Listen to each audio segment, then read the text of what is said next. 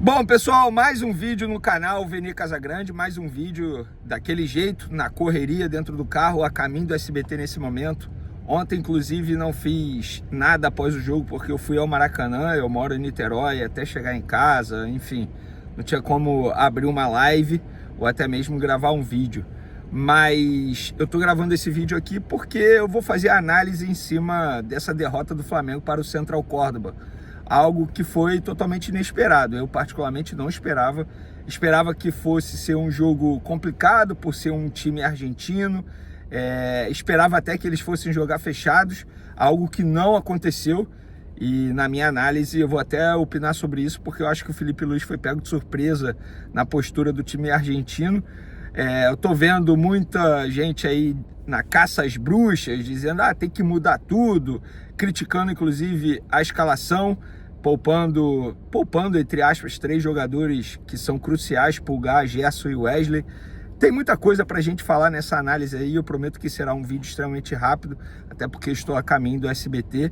Então, antes de mais nada, gostaria de pedir para você se inscrever no canal, dar o like no vídeo, ativar a notificação, compartilhar também esse vídeo aí com os amigos, com as amigas, e assim o canal Veni Casagrande vai crescendo e vai chegando aos 400 mil inscritos, meta estabelecida para a temporada 2025. Vamos lá, pessoal, sem muito blá blá blá, sem muita enrolação. Eu acho que existe um Flamengo antes e depois do gol sofrido. Até o gol sofrido, que foi de pênalti, ali aos 25 do primeiro tempo, o Flamengo fez um bom jogo naquele mesmo roteiro, criando oportunidades e não convertendo. O Flamengo teve 3 boas chances de abrir o placar antes de sofrer o gol aos 25 minutos do primeiro tempo. 2 oportunidades com o Juninho. E se em outros momentos eu defendi o Juninho aqui, dizendo que calma, não pode queimá-lo, dessa vez a gente precisa fazer uma análise do que a gente viu na partida. Ele não pode perder os 2 gols que ele perdeu da forma que ele perdeu. Mas o forte dele não é fazer gol, ele não é centroavante, mas ele é atacante. Embora ele não tenha a grande virtude ser um finalizador ou até mesmo um matador, como é o Pedro, por exemplo, mas ele é um atacante profissional vestindo a camisa do Flamengo, e ele teve 2 grandes oportunidades e não conseguiu converter. E nesse caso, nem foi mérito do goleiro não, como foi diante do Internacional, por exemplo, que eu o defendi aqui e nas minhas outras redes sociais. Então, o roteiro do Flamengo foi o mesmo. Só que o capítulo final, nem sempre o bonzinho vence. Dessa vez o mal venceu, o mal é entre aspas, tá? Isso aqui é uma figura de linguagem, né, gente? Porque o final foi diferente daquilo que tem sido nos últimos jogos. Eu falei para vocês que em um determinado momento a quantidade de gols perdidos uma hora ia fazer falta, e fez justamente contra o Central Córdoba numa Libertadores. O gol de pênalti, eu acho que foi pênalti. Foi falha do Léo Pereira, um jogador profissional e com a experiência que ele tem. Ele não pode simplesmente botar a mão na bola como ele botou dentro da área. Ele assumiu o risco e, na minha concepção, foi pênalti. Eu acho até que o árbitro iria dar o pênalti, mas precisou da análise do VAR para ele poder marcar a penalidade máxima. E aí o Flamengo sofre o gol e o Flamengo muda completamente. Não foi um Flamengo com as características que a gente está acostumado a ver, com o técnico Felipe Luiz, um time totalmente desorganizado. Inclusive os números mostram isso, foram 40 cruzamentos do Flamengo durante o jogo todo, 31 só no segundo tempo. Por quê? Porque foi um time desorganizado, um time ansioso, um time afobado, um time que não sabia o que fazer com a bola. Se em outros momentos, quando o coletivo não dava certo, o individual dava, que aí vinha a genialidade de alguém, de um Arrascaeta ou até mesmo de um Gerson, mas no jogo contra o Central Córdoba, o coletivo do Flamengo foi muito abaixo e individualmente falando, os jogadores foram abaixo também. Por exemplo, o Gerson e o Pulgar e o Wesley, que entraram no intervalo, eles jogaram mal no segundo tempo. Eles não fizeram um bom jogo, pelo contrário. Senti o Gerson abaixo, o Wesley muito abaixo, errando. Tudo bem que o forte dele nunca foi cruzamento, embora ele tenha evoluído nesse quesito aí de uns meses para cá, mas ele errou cruzamentos que ele não costuma errar, ou não costumava errar nos últimos jogos. O próprio Pulgar também. Por falar nisso, o Everton Araújo não pode fazer a partida que ele fez no primeiro tempo. Foi muito mal. E eu fico muito tranquilo em criticar o Everton Araújo aqui, porque, entre aspas, não vou queimar o jogador, porque eu já elogiei demais o Everton Araújo. Ah, mas ele é jovem. Gente, mas ele é um jogador que faz parte do elenco profissional do Flamengo. Ele entrou como titular, e se ele entrou como titular, ele deveria fazer uma partida melhor. O De La Cruz ficou extremamente sobrecarregado, tendo o Everton Araújo ao lado dele. E a discrepância Pulgar-Everton Araújo é muito grande. O Everton Araújo ele não pode receber bola de costas, o Pulgar consegue receber bola de costas mesmo assim, quebrar linhas de uma maneira extremamente rápida. Então o Flamengo, a transição defensiva do Flamengo foi estranha, totalmente desorganizada. O setor ofensivo do Flamengo também muito desorganizado. E sobre a estratégia do Central Córdoba, eu acho que o Felipe Luiz foi pego extremamente de surpresa, porque o Central Córdoba jogou de uma maneira que ninguém imaginava, indo para cima.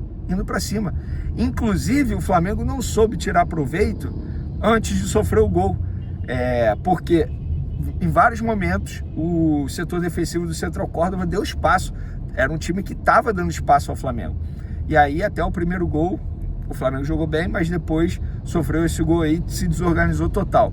Inclusive o segundo gol que o Flamengo leva, numa bola aérea, foi falha da marcação do setor defensivo.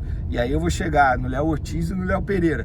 O Léo Pereira, além de ter feito um pênalti extremamente infantil, também não ajudou ali na marcação no gol da bola aérea, tal como o Léo Ortiz. O Léo Ortiz, por exemplo, a saída de bola dele ontem não foi das melhores, algo que tem sido diferencial do Flamengo com o técnico Felipe Luiz. E por falar em Felipe Luiz, eu não vou entrar na onda de criticar o Felipe Luiz por conta da escalação, sabe por quê? Se o Flamengo tivesse vencido, tava todo mundo elogiando, dizendo que ele fez certo, que agora ele vai com força máxima para pegar o Grêmio, e contra a LDU ele poderia, entre aspas, poupar alguns jogadores na altitude. Então, assim, eu não vou ser engenheiro de obra pronta, porque quando saiu a escalação, eu particularmente achei, entre aspas, normal. Normal, ele não poupou o time inteiro, tudo bem. Os 3 jogadores que ele poupou são peças cruciais atualmente. Isso aí a gente não discute. Mas ele não poupou o time inteiro. E repito, se tivesse dado certo, estava todo mundo elogiando. Ninguém estava criticando a escalação do Felipe Luiz. Não achei menosprezo dele em relação a Libertadores. Gente, não é segredo para ninguém. O Flamengo vai priorizar o Campeonato Brasileiro. Porque se não tivesse priorizando o Campeonato Brasileiro, esses 3 jogadores poderiam jogar contra o Central Córdoba e poderiam ser poupados diante do Grêmio no final de semana. E, obviamente, eles serão titulares no final de semana contra o Grêmio, porque o grande foco do Flamengo é o Campeonato Brasileiro. E eu não acho errado. E também não acho que tenha sido um desprezo do Felipe Luiz do Flamengo em relação à Libertadores. Não acho isso. Eu acho o seguinte, que o Flamengo precisa ligar o sinal de alerta dentro de campo. Porque venceu o Deportivo Táchira na base do desespero, venceu o Vitória na Bacia das Almas, mesmo jogando bem, lá em Salvador, e agora fez uma partida muito abaixo. Foi uma das piores partidas do Flamengo com o técnico Felipe Luiz. Então, o sinal de alerta precisa ser ligado, mas não a caça às bruxas, como muita gente está tentando botar aí. Inclusive, o torcedor rubro-negro, não caia nessa armadilha, porque tinha gente esperando apenas uma derrota do técnico Felipe Luiz para começar a jogar pressão, botar uma pressão onde não existe. A derrota ela iria acontecer. Ah, mas ele estava não sei quantos jogos invicto. Beleza, uma hora o Flamengo ia perder. Perdeu numa hora que ninguém esperava. Eu não esperava. Acho que o Flamengo eu achei que o Flamengo fosse ganhar e ganhar de uns 3-0. Imaginei que seria um jogo complicado no início, que o Central Córdoba poderia jogar extremamente fechado, mas não foi desse jeito. Pelo contrário, o time argentino mostrou uma organização e uma audácia, uma coragem dentro do Maracanã que acabou dando certo. Agora, entrar nessa de caça às bruxas, tá tudo errado, gente, cuidado com isso, não caia nessa armadilha. Tem gente querendo que você, torcedor rubro-negro, caia nessa armadilha para começar uma pressão onde não existe.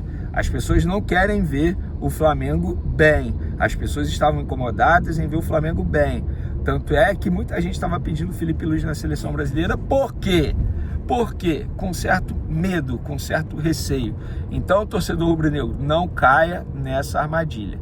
Eu agora estou indo para o SBT, lá eu comentarei o jogo também, vamos falar sobre tudo.